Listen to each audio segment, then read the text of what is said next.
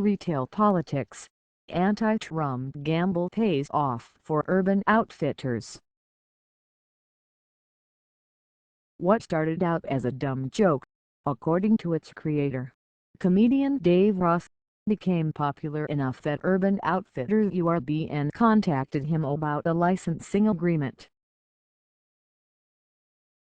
Staples will print a custom campaign sign for $10, and I wanted one that made me laugh, and also express myself at the same time, said Ross of his texting shorthand for "I do no not Trump though."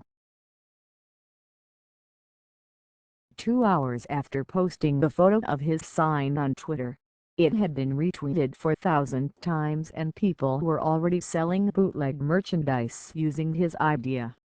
Ross sold hundreds of t-shirts with his slogan "Idea K not Trump though" on ID not Trump though. Before getting an email from Urban Outfitters asking him to make a deal.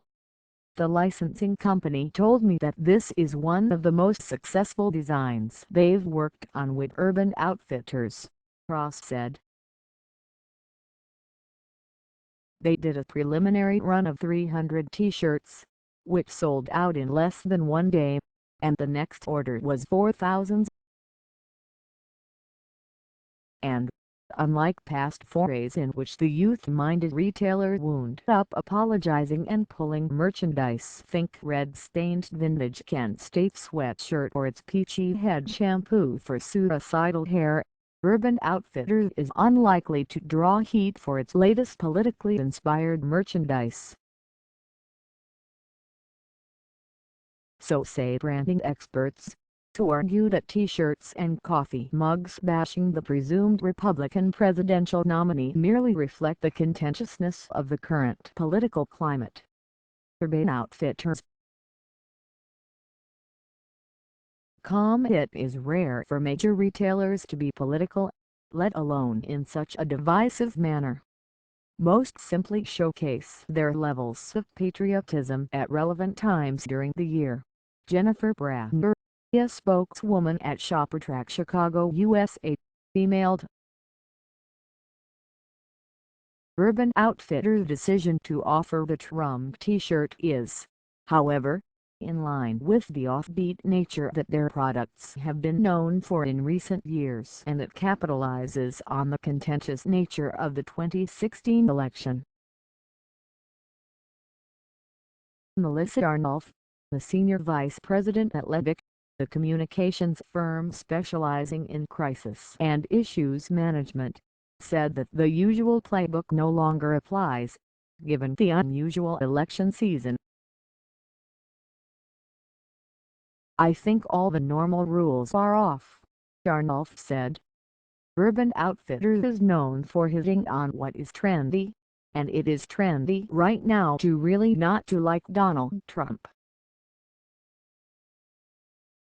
"If HBO can do it, so can Urban Outfitters," added Arnulf, referring to John Oliver's televised pitch to make Donald Trump tough again, with the comedian setting up shop online to sell merchandise touting the effort to have the business mogul take back what Oliver said is Trump's ancestral name. The anti-Trump message seems to be at odds with the past Republican leanings of Urban Outfitters CEO Richard Hayne, who reportedly has a history of backing mainstream Republican candidates, but likely appeals to millennials, a key demographic for Urban Outfitters. The retailer of their stature is well aware of any risks and does a significant amount of research regarding product selection, Brandner said. "This move is clearly calculated and believed to resonate with Urban Outfitters core consumers. The slogan resonates with an Urban Outfitters audience," Arnulf said. "Because so many people don't like Trump, this is not going to be a negative for their brand." Urban Outfitters did not return a request for comment, nor did the Trump campaign. Urban Outfitters also sells shirts reading Hillary Run in Thanks Tour 2016 and Feel the Burn, referencing the presumed Democratic nominee and Bernie Sanders, her one-time rival.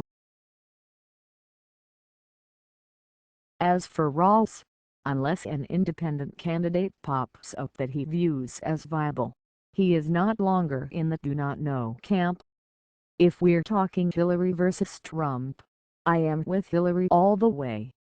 The Republican Party seems to be scared of Trump too.